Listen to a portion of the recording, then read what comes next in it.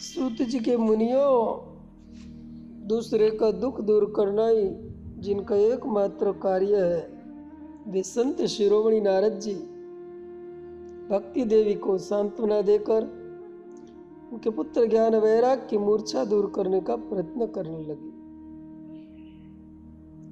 वे अचेतन पड़े इन दोनों के समीप गए, उनके अंगों को पकड़कर जगजोरा, अपने मुख को उनके कानों के समीप ले गए और पूरी शक्ति लगाकर वे चिल्लाए, अरे ओ ज्ञान, अरे ओ भैया वैराग्य, अरे उठो तो सही, बहुत देर हो गई सोते सोते। देख लो, ये ब्रजभूमि है, वृंदावन है, सन्मुख तुम्हारी माता ये भक्ति खड़ी है, तनिक आंखें खोलकर तो देखो तो सही।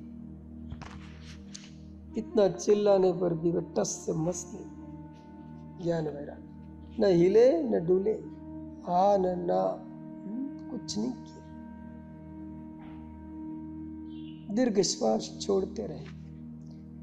तब नारद जी ने सोचा, वेद में तो ज्ञान वैराग की चर्चा है, संभव है उसे सुनकर ये उठ पड़े। अतः नारद जी ने स्वस्वर वेद पाठ आरंभ किया।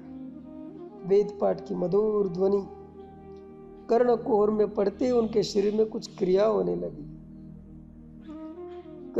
लगी, वे कुछ हिल डुलने लगे। तब तो नारद जी का उत्साह बढ़ा।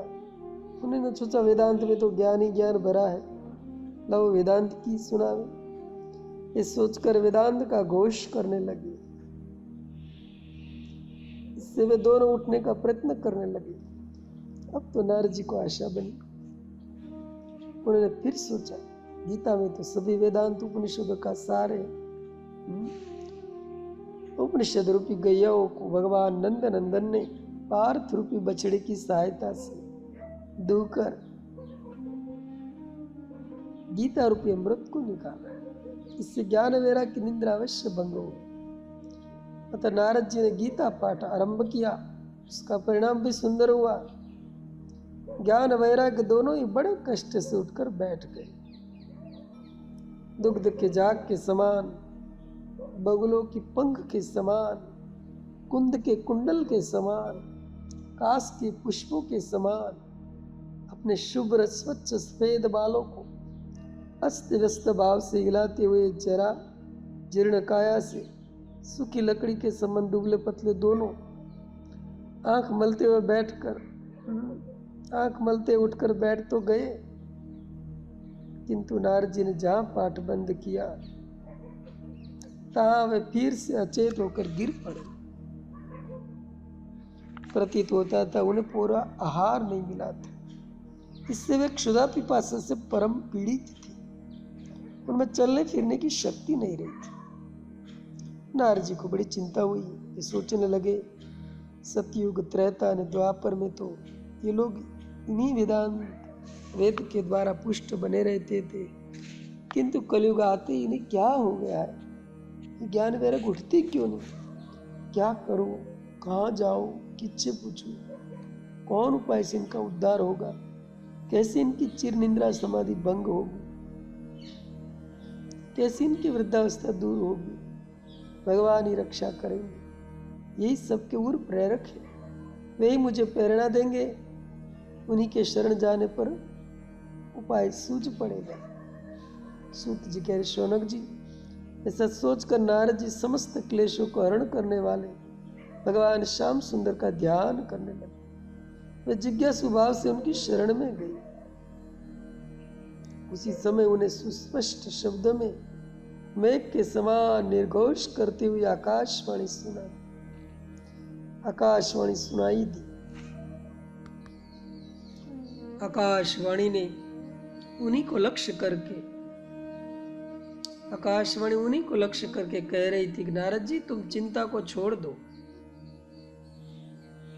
तुम्हारा मनोरथ परोपकार भावना से है, अतः वह अवश्य ही सफल होगा।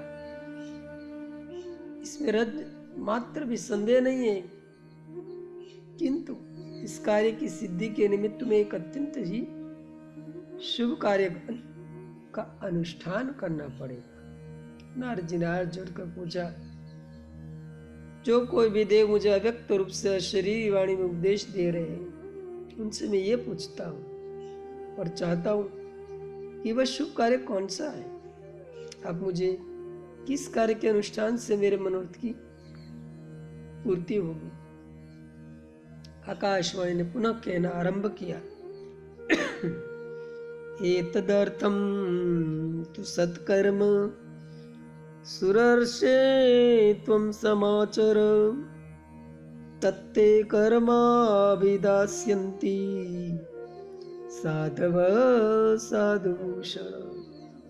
आकाशवाणी कहूँ, इस शुभ कार्य का उद्देश्य तुम्हें साधु पुरुषों के भूषण स्वरूप संत जन ही कहेंगे, संत जन ही कहेंगे। अब तुम संतों की शरण में जाओ, वे तुम्हें भक्ति ज्ञान और वैराग्य के उद्धार्थ जो भी उपाय बतावे उसे सावधानी के साथ करना। उसके करते ही ज्ञान वैराग्य की निंद्रा तंद्रा वृद्धावस्था तुरंत ही दूर हो जाएगी और भक्ति देवी भी परम संतुष्ट हो जाएगी तथा 10 दिशाओं में भक्ति का प्रचार हो जाएगा। सूत जी के मुनियों, नारद जी कोई नहीं, वहां जो भी थे सभी को ये आकाशवाणी सुस्पष्ट शब्दों में सुंदरता के साथ सुनाई, किंतु नारद जी के लिए तो एक पहली सी प्रतीत हुई। सोचने लगे मुझे अनुष्ठान करना पड़ेगा। कौन सा अनुष्ठान करना पड़ेगा? उसका उपदेश संत जन देंगे, वे संत मुझे कहाँ मिलेंगे? कैसे मैं उन संतों को खोज निकालूंगा? बड़ा दुष्कर कर्म है। फिर भी मेरा व्रत परोपकार है। परोपकारी पुरुष तो सदा कष्ट से नहीं पड़ते। न पर पीड़ा निवारण देश विदेशों में मारे मारे घूमना ही पड़ता है। मैं भी देश विदेश में घूमूंगा। जो संत मुझे ज्ञान वैराग्य तथा भक्ति के उद्धरार्थ उपदेश देंगे उन्हें मैं खोज निकालूंगा। सभी साधुओं के आश्रम पर जाऊंगा, सबको ये संवाद सुनाऊंगा, सभी से उस शुभ कर्म के अनुष्ठान का प्रश्न करूंगा। कोई तो बतावेगा, कोई तो समझाएगा, कोई तो मेरे संशय को मिटाएंगे, कोई तो मुझे सत्य मार्ग दिखाएगा, कोई तो मेरा मनोरथ सफल बनवाएगा, कोई तो अपने साधु नाम की सार्थकता दिखाएगा। ये सोचकर नारद ज्ञान वैराग को वही अचेतन छोड़कर साधन पूछने के निमित्त कमंडलू कर में दबाए निकल पड़े। वे जहां भी साधु का पता पाते वहीं दौड़ जाते, सबके चरणों में शीश नवाते, सभी को आकाशवाणी का संवाद सुनाते, अपना अभिप्राय जनाते और उस शुभ कर्म के संबंध में बताने की प्रार्थना करते। बड़ी बड़ी पावन सरिताओं के तट पर गए, संतों के आश्रमों में, कुटियाओं में, वन उपवनों में, ताल तलैया, सरोवर वापी, कूप तड़ाग, आराम तीर्थ तथा पुण्य क्षेत्रों में गए। पृथ्वी की तिल तिल भूमि छान डाली, विक्षिप्त की भांति वे घूमते ही रहे। सभी से उसी एक प्रश्न को पूछते, सब सुनते और सभी अपनी बुद्धि के अनुसार कुछ कह देते। कोई कहते नारद जी, ज्ञान वैराग्य तो स्वयं ही सबसे बड़े देवता है, उनका उद्धार किसी साधन से असंभव है। कोई कहते नारद जी, हमारी बुद्धि में तो ये बात बैठती नहीं। कोई कहते आकाशवाणी का गुड रस समझना हमारी बुद्धि की बाहर की बात है। कोई कहे नारद जी, आज तक तो हम सब आपको ही संत शिरोमणि समझते थे, हमें ही शंका होती तो हम आपसे समाधान करते थे। जब आप ही इस बात को नहीं समझते तो हम उसके संबंध में बता ही क्या सकते। कोई कहता अमुक ऋषि की बड़ी प्रशंसा सुनी है, आप इसके पास चले जाए। ये सुनकर नारद जी उनके समीप जाते, वे सुनकर मौन धारण कर लेते, हाथ से संकेत से करते नारद जी कहते महाराज, हम आपके संकेत को समझते नहीं, लिख दीजिए। तब वे चुप हो जाते, हाँ ना कुछ भी नहीं कहते। फिर दूसरे के पास जाते। उन्होंने जहाँ सुना कि नारद जी हमसे अपनी शंका का समाधान कराने आने वाले हैं, तो दंड कमंडल बगल में दबाकर 10-5 दिन राम तलपते निकल जाते। सोचते काम से उत्तर न बना तो लोगों में अवज्ञा होगी कि प्रशंसा तो इतनी भारी थी, एक प्रश्न का उत्तर भी नहीं दे सकते। नारद जी उनकी कुटिया को बंद देकर लौट जाते, फिर किसी का पता लगाते लगाते आगे बढ़ते। इस प्रकार से वृंदावन, मथुरा, सुकर्षित, ब्रह्मवर्षित, नैमिषारण्य, चित्रकूट, प्रयाग, अयोध्या, काशी, वैद्यनाथ, गंगासागर, जगन्नाथपुरी, नरसिंह क्षेत्र, गोदावरी, कावेरी, कांचीपुरम, चिदम्बरम, श्रीरंगम, कुंभकोणम, रामेश्वरम, धनुषकोटि, दक्षिण मथुरा, तिरुपति बालाजी, कृष्णा तुंगभद्रा, नासिक, द्वारका, सोमनाथ, अवंती, पुष्कर क्षेत्र, इंद्रप्रस्थ, आनंद भवन, हरिद्वार तथा ऋषिकेश आदि तीर्थों में सरिताओं के पावन पुलिन में घूमते रहे, किंतु उनके प्रश्न का यथार्थ उत्तर किसी से प्राप्त नहीं हुआ। जब वे तीर्थ में घूमते घूमते श्रमित हो गए और अपने मनोरथ की सिद्धि नहीं हुई तो उन्हें बड़ी चिंता हुई। उत्तराखंड के तपोवन में बहुत से त्यागी विरागी संत तपस्या करते रहते हैं। नारद जी ने उनसे भी अपना प्रश्न पूछा।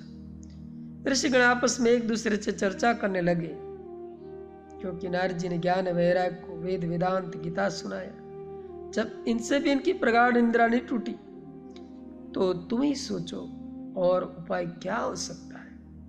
हमारे यहाँ तो यही प्रमाण है। कोई कहते जो उपाय परम योगी नारद को भी विदित नहीं, उसे बताने का व्यर्थ प्रयास दूसरा कोई कर ही क्या सकता है। हम तो सोचते नारद जी सबकी परीक्षा कर रहे हैं या भगवान की कोई दूसरी लीला हो। बड़ों की बातें भी बड़ी होती, हम लोग उसके रस को समझ ही कैसे सकते। हमारी दृष्टि में तो ये प्रश्न गूढ़ है और ये अनुष्ठान अत्यंत दुस्साध्य है।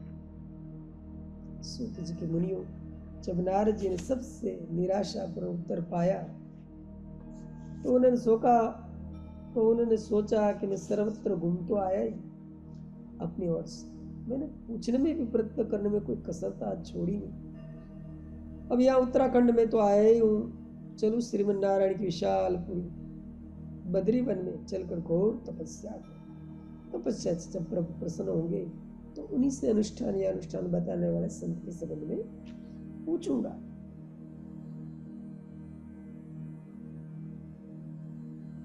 ऐसा निश्चय करके वे योग के द्वारा आकाश मार्ग से बद्रीवन में पहुंचे। उस समय मनुष्यों की पूजा थी। 6 महीने देवता पूजा करके चले गए। मनुष्य हिम के हट जाने से पूजा में संलग्न थे। वर्षा रहती थी, कार्तिक का महीना था। नारद जी तपस्या के निश्चय से सम्य प्रास की ओर बढ़ते चले जा रहे थे। तभी उन्हें नारद कहकर किसने पुकारा। पीछे फिर के नारद जी ने देखा तो वे चकित रह गए, उनके हर्ष का ठिकाना नहीं रहा। उन्हें ऐसा प्रतीत हुआ करोड़ों सूर्य का प्रकाश 4 पुंज में विभक्त होकर दीप्यमान हो रहा है। सामने ही उन्होंने अपने भाई ब्रह्मा जी के आदि मानस पुत्र सनक सनंदन सनातन सनत कुमार दिखाई। नारद जी ने देखते ही दंडवत प्रणाम किया, अपना ये संपूर्ण वृतांत उन्हें सुनाकर कहने लगे, हे मुनीश्वर गण, मैं संपूर्ण पृथ्वी पर जिस साधन से ज्ञान वैराग्य भक्ति की परिपुष्टि हो उसके लिए घूम आया, किंतु किसी ने भी मुझे आज तक वो साधन नहीं बताया। मैं तो यहाँ तपस्या करने के उद्देश्य से आया था। महान सौभाग्य से यहाँ आते ही आपके दर्शन हो गए।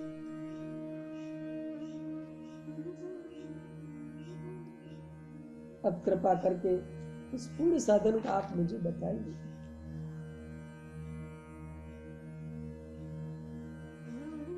ये सुनकर हंसते हुए कुमारों ने कहा, नारद जी, हम आपके साधन को कैसे जान सकते। नारद जी ने कहा, महानुभावों, संसार में ऐसी कोई बात नहीं जिसे आप न जानते। आप तो महान योगी है, भूत भविष्य और वर्तमान आपके सन्मुख हस्तक मूल हस्तामला मुकुट। आपने समस्त शास्त्रों का श्रवण मनन निधिध्यासन किया। परम बुद्धिमान तथा तपस्वी है।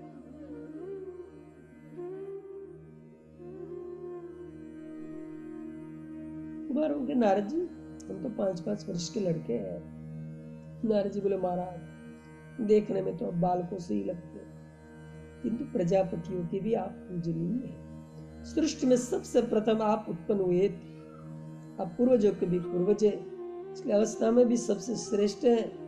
आप लौकिक पुरुष भी नहीं, अविद्या में भी प्रथम आपकी उत्पत्ति है, तो अविद्या आपके समीप भी नहीं फटक सकती।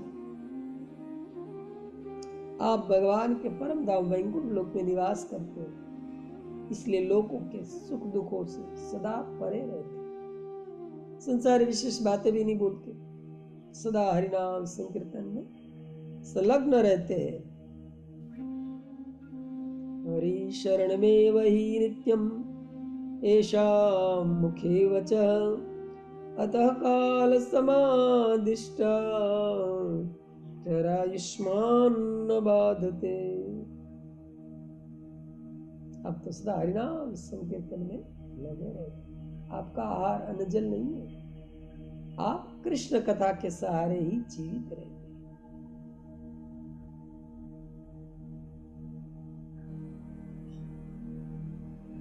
आपका जीवन आधार ही हरि चर्चा है।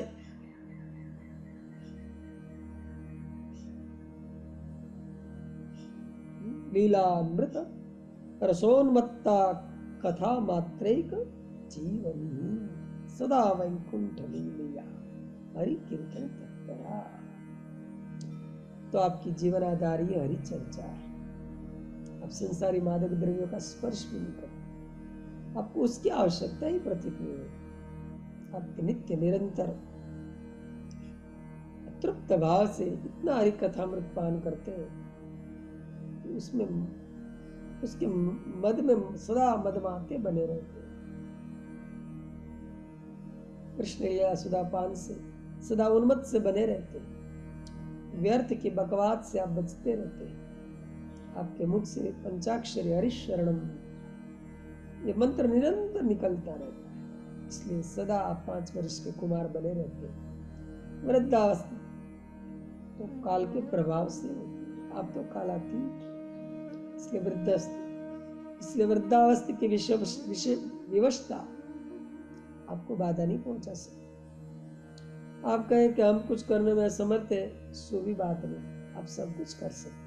मनुष्य, यक्ष, राक्षस, पिशाच, अन्य उपदेव देव की बात की क्या, साक्षात वैकुंठाधिपति भगवान विष्णु के प्रिय पार्षद जय विजय तक को भी आपने हतप्रद बना दिया। वे आपके भुवंग मात्र से ही पृथ्वी पर आकर राक्षस हो गए। आपकी कृपा से उनका पुनः उद्धार हुआ, उन्हें उनका पूर्व पद प्राप्त हो गया। भाग्यवशी मुझे अकस्मात यहाँ आपके दर्शन मिल गए, इसलिए आप टाल मटोल न करें, मुझ दिन पर दया करें, अनुचर पर अविलंब अनुग्रह करें।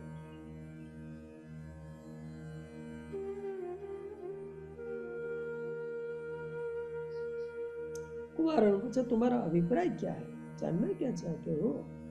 नारद जी ने कहा, प्रथम तो आप मुझे आकाशवाणी का अभिप्राय समझावे, उसके बताए हुए गूढ़ साधन को अर्थ बतावे, फिर उसकी विधि का उपदेश दे, साधन कैसे करना चाहिए, कब करना चाहिए, इन सब का सुस्पष्ट शब्द में विस्तार के साथ वर्णन। दूसरी बात ये कि उस साधन से भक्ति, ज्ञान और वैराग्य तीनों को ही सुख हो। ऐसा न हो कि भक्ति के अहंकार में ज्ञान वैराग्य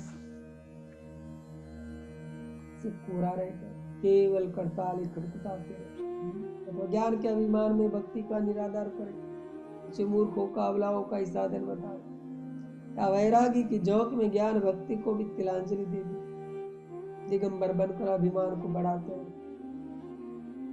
उपाय ऐसा हो नारद जी, उपाय ऐसा हो जिससे तीनों का यथास्थान पर समुचित आदर हो। और तीसरी बात यह है कि वह साधन सभी समय सभी वर्ण के साधक को सुलभ हो।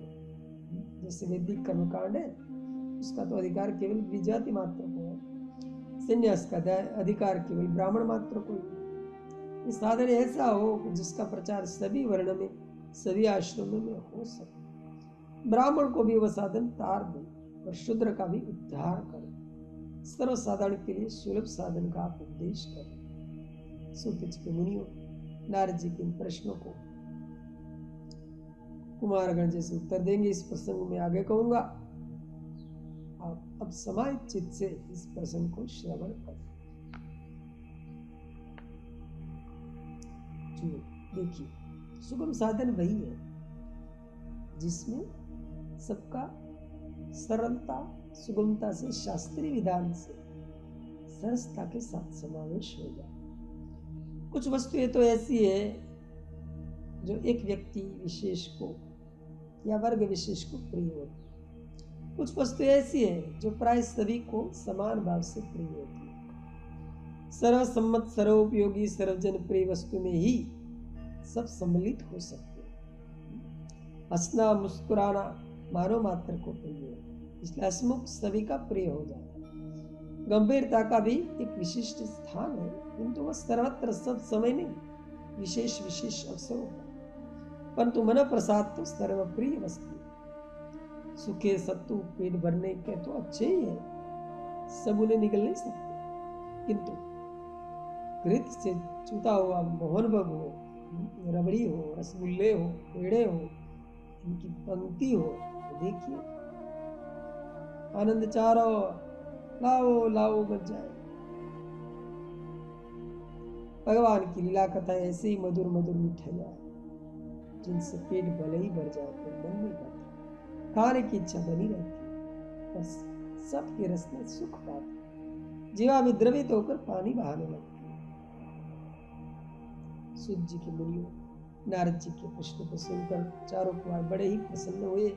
परोपकार के निमित्त नारद जी की ऐसी चिंता, ऐसी उत्सुकता, ऐसी तन्मयता, ऐसी लगन देखकर अपार आनंद। हंसते हुए नारद से कहने लगे, अब चिंता करने का कोई काम नहीं।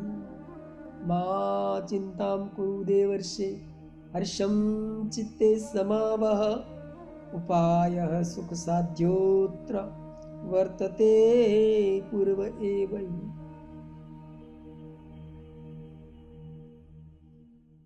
नारद जी को कहने लगा, अब चिंता करने का कोई काम नहीं, आपकी इच्छा पूर्ण हो, ज्ञान वैराग्य की निंद्रा टूट जाएगी, उन्हें पुनः युवावस्था प्राप्त होगी, भक्ति को भी अपार सुख मिलेगा। अब आप प्रसन्न हो जाएंगे, हमसे हंसकर बात कीजिए। नारद जी का महाराज किसी नए उपाय का आविष्कार कीजिए। कुमार ने कहा, आविष्कार क्या करना, आविष्कार तो हुआ हुआ धरा है। उनके उद्धार का सुख साध्य साधन तो पूर्व से ही विद्यमान है, तुम भी उसे जानते हो, केवल तुम्हें स्मरण कराना है। जानते हुए भी आप अनजान की बातें भूमंडल पर भ्रमण कर रहे हो, अत्यंत चिंतित, दुखित और श्रमित बन रहे हो। तुम्हारी इस व्यग्रता से हमें अत्यंत प्रसन्नता हुई। अपने शरीर सुख के लिए, पुत्र परिवार और प्रतिष्ठा के लिए तो सभी संसारी व्यग्र रहते हैं, किंतु दूसरों के लिए और उपकार के लिए, प्राणियों के कल्याण के निमित्त तो कोई विरक्त संत जन, योगी तथा ज्ञानी ही प्रयास करते हैं। आपसे बढ़कर संसार में विरक्त कौन होगा। ओहो नारद धन्योसी विरक्तानां शिरोमणि सदा कृष्णदासानां अग्रगणीर योग भास्कर। नारद जी, आपसे बढ़कर संसार में विरक्त कौन होगा। विरक्त ही नहीं, आप विरक्त के मुकुटमणि हैं। फिर भी परोपकारी भावना से आसक्त बने हुए हो, आसक्त बने हुए हो। आप परम भगवत भक्त हरिदास ही नहीं, समस्त भक्तों के भव्य भूषण तथा अच्युत आराधक अकिंचनों के अग्रगण्य है, योग मार्ग के भास्कर है, योगिराज तथा योग के प्रवर्तक है। आपके मन में ऐसी चिंता होना, इतनी व्यग्रता आना स्वाभाविक है। हाँ, साधु पुरुष प्राय पराय ताप से तपते रहते। साधु का हृदय नवनीत के समान कोमल, स्निग्ध तथा स्वच्छ होता है। नवनीत तो अपने ही ताप से द्रवित होते हैं। किंतु साधु का हृदय तो पराये ताप से पिघल करता है, पराये ताप से पिघला करता है। वैष्णव की तो यही पहचान है। पराये पीर को जानने वाला ही अर्थात में वैष्णव है। वैष्णव जन तो तेनी कहिए जे पीर पराई जाने। भगवत भक्त कहकर जो भक्ति की स्थापना नहीं करता, वैष्णव होकर स्वयं कथा कीर्तन नहीं करता तथा दूसरे को अपने आचरण व्यवहार कथन तथा प्रवचन से प्रेरित नहीं करता, वो वैष्णव कैसा? इसलिए सदा से त्यागी विरागी विरक्त वैष्णव तथा संत जन लोक कल्याण के लिए प्रभु प्राप्ति के विविध उपाय प्रकट करते हैं। जितने तत्ववेता ऋषि हुए उन सब ने देश काल तथा पात्र भेद से बहुत से मार्ग प्रकट किए। कोई किसी युग में अनुकूल पड़ता है, कोई किसी को अनुकूल पड़ता है। उन सब में कामना पूर्ति की प्रधानता दी गई। पुत्र की कामना से अमुक यज्ञ करो, शत्रु को मारना है तो अमुक अनुष्ठान करो, किसी को वश करना है तो अमुक मंत्र का इतना जप करो। इन सभी सकाम साधनों में पग पग पर विधि निषेध पर ध्यान रखा जाता है। विधि में तनिक सी त्रुटि आ गई, कार्य सिद्ध होने की बात तो कौन कहे, उसके प्रतिकूल फल होता है। बड़े कष्ट करके चीरसेन के साथ वह कार्य सिद्ध हुआ, सिद्ध हुआ भी तो उसका फल क्या हुआ? संसारिक काम में वो तो मिल गया, शत्रु का नाश हो गया, कुछ काल के लिए स्वर्ण मिल गया, और क्या। शौनक जी ने पूछा, सूत जी, सनकादि इतने ज्ञानी मुनियों ने अन्य साधनों को इतना तुच्छ क्यों बताया? मोहन मारण उच्चाटन वशीकरण आदि साधन भी तो वैदिक है, ऋषियों ने तो उनका साक्षात्कार किया है, फिर इन्हें इतना है क्यों कहा गया? सूत जी बोले, महाराज वेद तो त्रैगुण्य विषय है, वेद तो त्रैगुण्य विषय है। वेद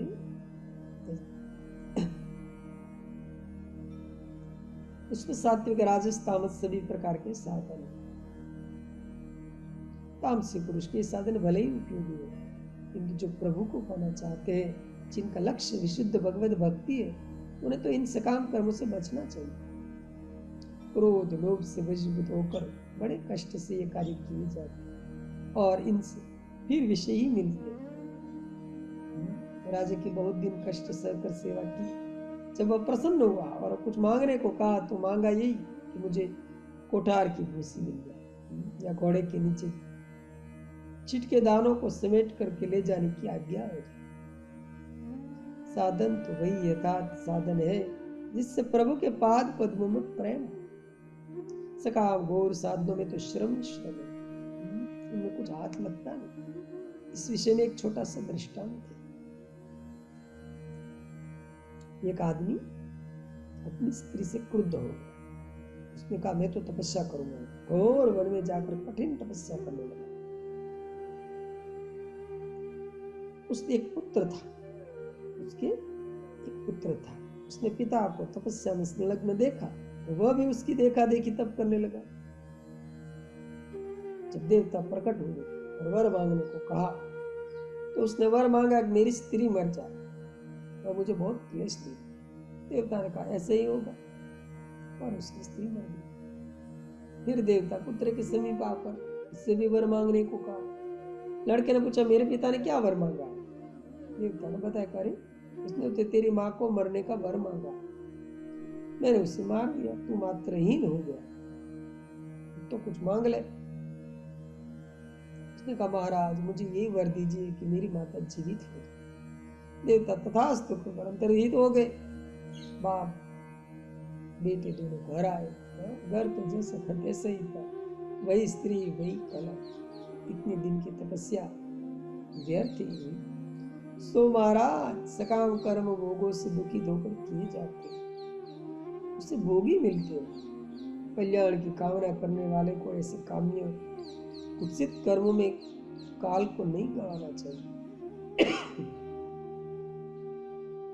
एक वृद्ध पुरुष थे, उन्हें एक ऐसा मंत्र आता था कि जो भी उसके सन्मुख ऊंचे आसन पर बैठे उसकी पगड़ी गई है। एक दूसरे साधक आए, उन्होंने जब ऐसा चमत्कार देखा तो बड़े प्रभावित हुए। उनसे उस मंत्र को सीखने की उसने भी जिज्ञासा की। वृद्ध ने बताया कि अमुक मंत्र को आधी रात में शमशान में जाकर इतने दिनों तक सहस्त्र संख्या में जपो। वह मंत्र लेकर रात्रि में शमशान में जाता, मंत्र को जपता रहता। एक दिन उसके मन में बात आई कि इतना परिश्रम करने पर मान लो मंत्र सिद्ध भी हो गया तो दूसरे की पगड़ी गिराने से मुझे लाभ ही क्या होगा, केवल अभिमान ही और बढ़ेगा। ये सोचकर उसने मंत्र जपना छोड़ दिया। उस वृद्ध ने एक दिन आकर पूछा, क्या तुम मंत्र जपते हो? अभी तक कोई देवता प्रकट नहीं हुआ? उस साधक ने अपने मन की बात वृद्ध से कही। ये सुनकर वृद्ध बड़ा प्रभावित हुआ।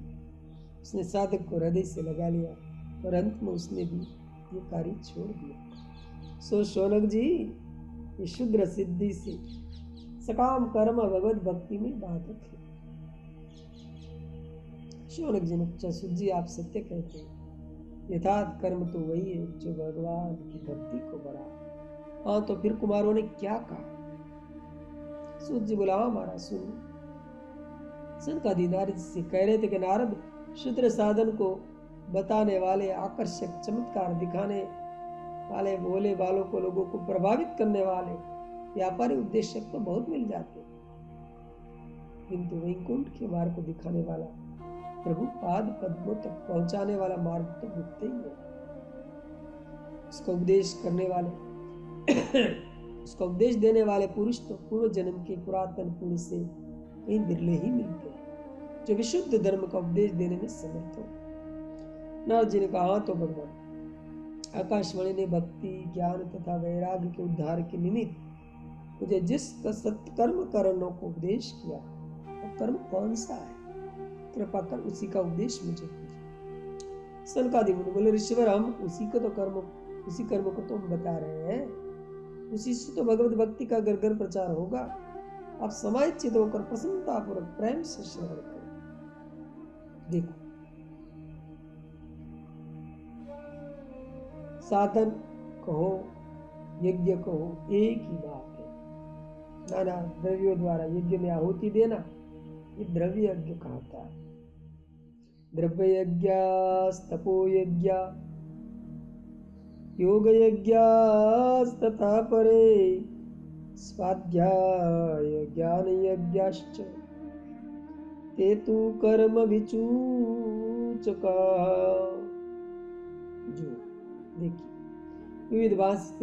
विविध भांति से काय क्लेश पहुंचाना, उपवास, व्रत, जल में खड़े रहना, पंचाग्नि तपाना, एक पैर से खड़े रहना, नंगे रहना, केश नख न काटना आदि विविध प्रकार से शरीर को तपाने का नाम तपो यज्ञ। विविध भांति की योग संबंधी क्रियाओं के अभ्यास को योग यज्ञ कहते हैं। मंत्र के जप, पुनः पुनः पठन को, मंत्रों के जप और पुनः पुनः पठन को स्वाध्याय बताया है। उस स्वाध्याय रूप ज्ञान यज्ञ से भी सकाम करने से स्वर्ग लोकों की प्राप्ति होती है। उपयुक्त सभी यज्ञ श्रेष्ठ लोकों में ले जाने के साधन मात्र कहे गए। एक श्रीमद् भागवत पारायण रूप ज्ञान यज्ञ यथार्थ सत्कर्म कहा। सत्कर्म सूचको नूनम ज्ञान यज्ञ स्मृतो बुधे श्रीमद् भागवतालाप सतु गीत शुकादिति। नारद जी ने पूछा, भगवान कौन सा श्रीमद् भागवत पारायण ज्ञान यज्ञ है?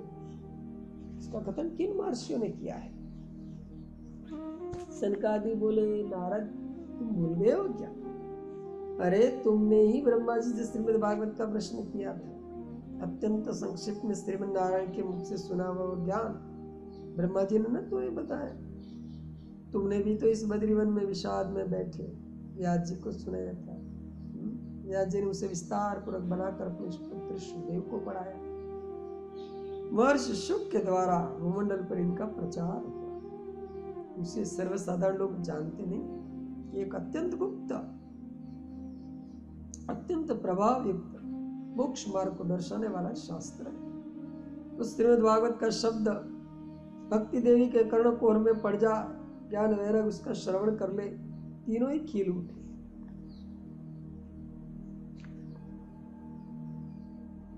तीनों का शरीर पुष्ट हो जाए, तीनों को ही असीम बल की प्राप्ति हो जाए, ज्ञान वैराग का समस्त क्लेश मिट जाए।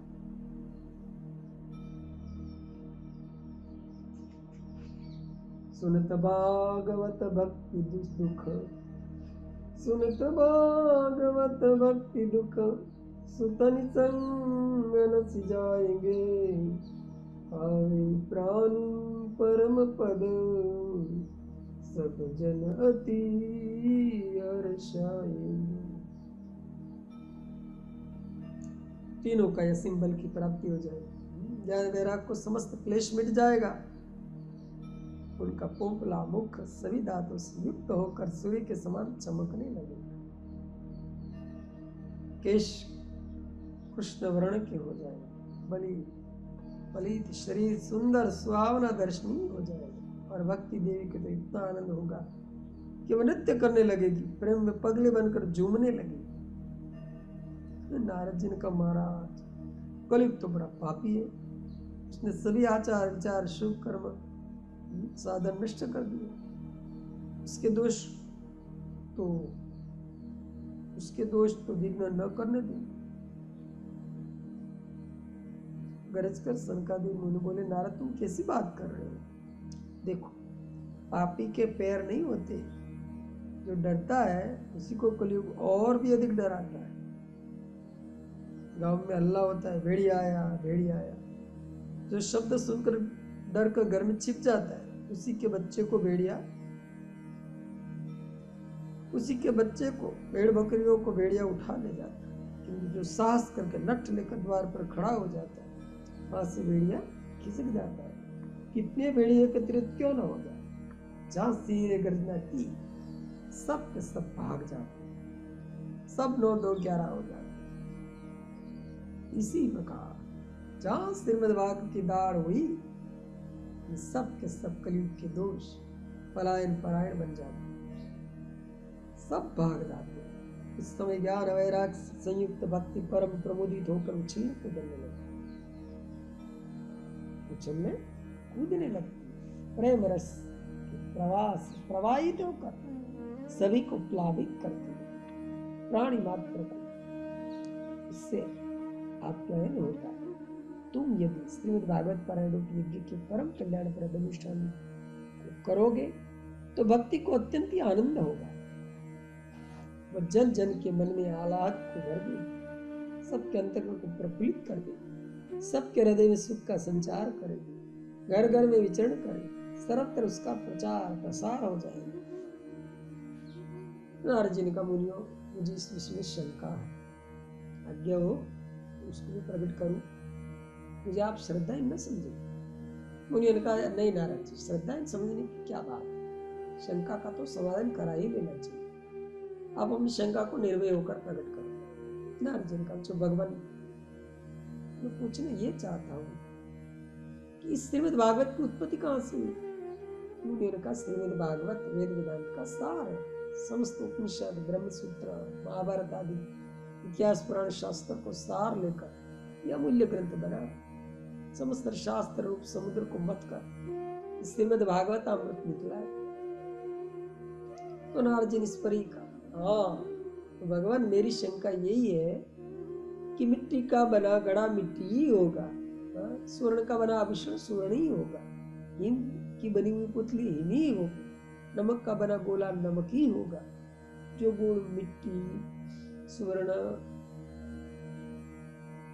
तथा नमक में वही गुण उन्हीं के द्वारा निर्मित कड़ा आभूषण पुतली और गोले में होना चाहिए। जो प्रभाव वेद वेदांत तथा अन्य भी सभी शास्त्र का है वही तो उनमें से निकला है, तो श्रीमद् भागवत में भी वही होना चाहिए। मैंने ज्ञान वैराग्य तथा भक्ति को वेद वेदांत उच्च स्वर से सुनाया, समस्त गीता का स्पष्ट स्वर में पाठ में सुनाया। ये सब सुनकर भी भक्ति से ज्ञान वैराग्य नहीं उतरे, फिर श्रीमद् भागवत की कथा उन्हें कैसे जागरूक कर सकते हैं? भागवत के प्रत्येक पद में प्रत्येक श्लोक में वेद वेदांत का ही तो भाव भरा है, वेद से विरुद्ध एक भी शब्द नहीं। भागवत तो ब्रह्मसूत्र का अर्थ, वेद माता गायत्री का भाष्य, संपूर्ण उपनिषद का सार है। जो गुण उनमें है वही भागवत में है। ये मेरी शंका है, मैं स्वार्थवश दीन हो गया। आप दीन दयाल है, शरणागत वत्सल है, अमोघ दर्शन है। आपका दर्शन व्यर्थ नहीं जाता, आपके समीप से कोई निराश नहीं लौटता। कृपा करके मेरी शंका का समूल नष्ट कर, कृपा करके मेरी शंका का समूल नष्ट कर। ये सुनकर चारों कुमार खिलखिलाकर हंस पड़े और बोले, नारद हम समझ गए, आप लोग कल्याण के लिए प्रश्न कर। आप तो हमारे मुख से श्रीमद् भागवत का महत्व प्रकट कराना चाहते, तभी तो ऐसी विचित्र शंका कर रहे हैं। अच्छा, हम आपसे पूछते हैं, आम अथवा कोई फल कहाँ से प्रकट होता है? सनकादिक। नारद जी का, महाराज सभी फल अपने अपने वृक्ष से उत्पन्न होते हैं। आम का फल आम से पेड़ से पैदा होता है, पकता है, पकने पर रस होता है, सभी खाते हैं। सनकादि ने पूछा, रस उसमें कहाँ से आकर भरा जाता है?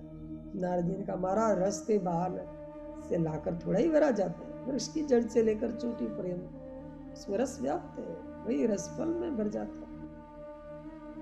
सनकादि ने कहा, हाँ यही बात हम आपके मुख से कहलाना चाहते हैं। जब आम का रस पेड़ से ही हुआ है, तो जो पेड़ के रस का स्वाद होगा वही उसका स्वाद होगा, वही उसके फल का भी स्वाद होगा। आप आम के फल के रस को चूस कर उसकी पत्ती के, उसकी डाल के रस को चखिए, देखिए उसमें कैसे स्वाद होगा। नारद जी का, महाराज आम के पेड़ का दूसरा स्वाद है, आम के फल का दूसरा स्वाद है। उन दोनों के गुण में, स्वाद में, रंग में, रूप में, सभी में अंतर है। कुमारों ने कहा, जैसे पेड़ से ही उत्पन्न फल के रस का दूसरा स्वाद है और पेड़ में व्याप्त रस का दूसरा स्वाद है, इसी प्रकार भागवती कथा, वेद, वेदांत, उपनिषद, ब्रह्मसूत्र आदि के अर्थ में उत्पन्न हुई है, किंतु उसका फल इनसे विलक्षण ही होता है। दृष्टांत तो हमने आपको समझा था, इस दृष्टांत को हमने आपको समझने को दिया। इसी प्रकार और भी दृष्टांत ले लीजिए, जिसे घृत दूध से ही उत्पन्न होता है, किंतु जब दूध को जमा कर उसे मथ कर इससे पृथक किया जाता है, तो उसका स्वाद, गुण, रंग, रूप सब दूध से पृथक होता है। दूध कितना भी पी लीजिए, उसका घृत का स्वाद नहीं आएगा, घृत का स्वाद नहीं आएगा। दूध की आहुति घृत के स्थान में नहीं दी जा सकती। घृत को ही अमृत बताया है, देवताओं ने घृत को ही प्रिय, देवताओं को घृत ही प्रिय है। देखो, मिश्री इक से ही बनती है, उसमें इक के रस के अतिरिक्त तो और कोई दूसरी वस्तु नहीं, किंतु इक के रस का स्वाद दूसरा है। मिश्री की तो बात ही पूछना क्या, जहाँ मुंह में डाली अपने आप मीठा मीठा रस चूने लगता है। उस मिठाई का स्वाद तो खाने वालों को ही मिलता है। वेद कह देगा, मुख रोगी को मिश्री देना, आप उसके सामने एक जाकर रख दोगे, रोग के घटने के स्थान में बढ़ जाएगा। यद्यपि मिश्र की ही जननी है, किंतु जननी होने से क्या हुआ, गुण तो दोनों के पृथक पृथक है। अपनी मिट्टी, स्वर्ण, हिम और नमक का दृष्टांत दिया, का भी गुण पृथक है। यद्यपि गीली मिट्टी से घड़ा बनता है, घड़े में मिट्टी के अतिरिक्त दूसरी वस्तु भी नहीं, फिर भी गीली मिट्टी में पानी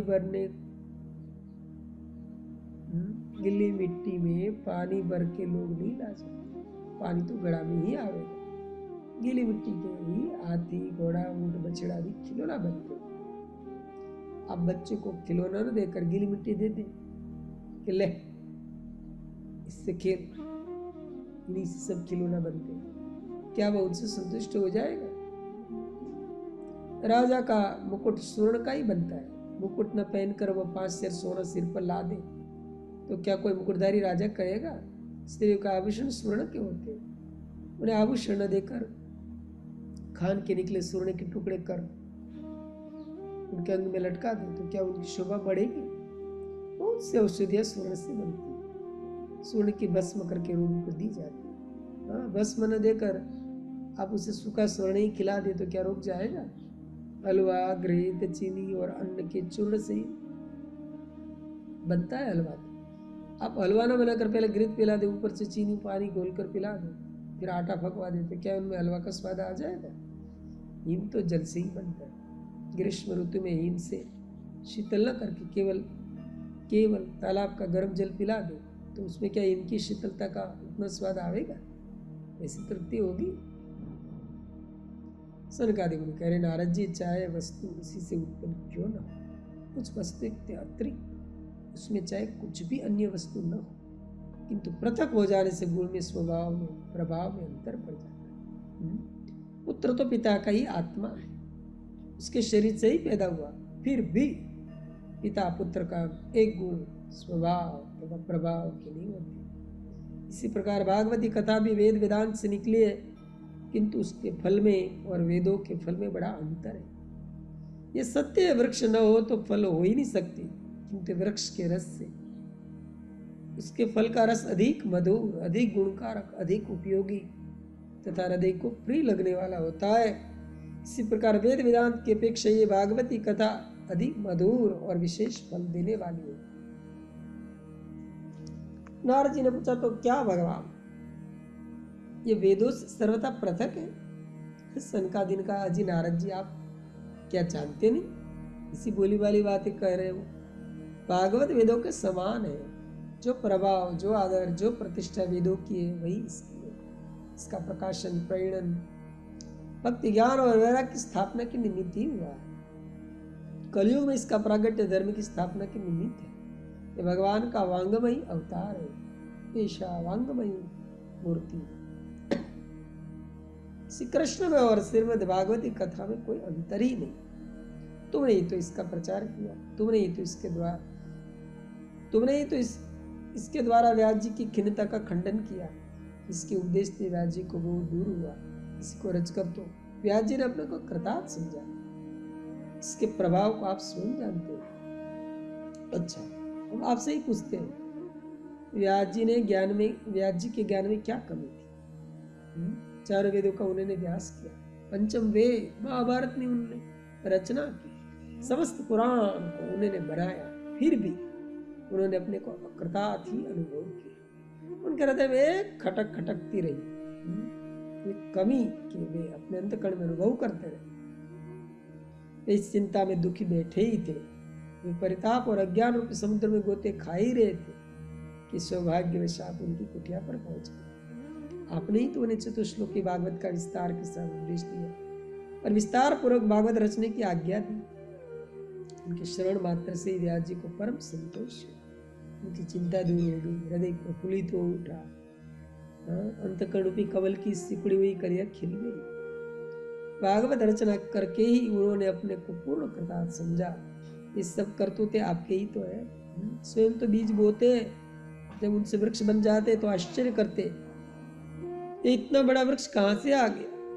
स्वयं ही तो औषध देकर रोगी को निरोग करते हैं। फिर उसी रोग को कोई दूसरा रोगी आता है तो स्वयं ही अन्य औषधि की खोज करके खिन्नता प्रकट करते हैं। नारद जी, आपके लिए अपार। यदि आपको भक्ति, ज्ञान और वैराग्य को यथार्थ में दुख दूर करना है, यदि आपको भक्ति, ज्ञान और वैराग्य के यथार्थ में दुख दूर करना है, तो उन्हें श्रीमद् भागवत की कथा सुनानी चाहिए। इसी के श्रवण से उनका समस्त शोक संताप दूर हो जाए। सूत जी कहते, मुनियों, जब नारद जी ने सनकादि मुनीश्वरों के मुख से श्रीमद् भागवत की ऐसी महिमा सुनी तो उनके हर्ष का ठिकाना न रहा। तो प्रेम में बेसुध हो गए। उनके नेत्रों में आनंद अश्रु आ गए। बड़ी देर तक रोते रहे। फिर आंसू पहुंचकर स्वस्थ चित होकर गदगद कंठ से कुमारों की स्तुति करते हुए कहने लगे, हे मुनीश्वरों,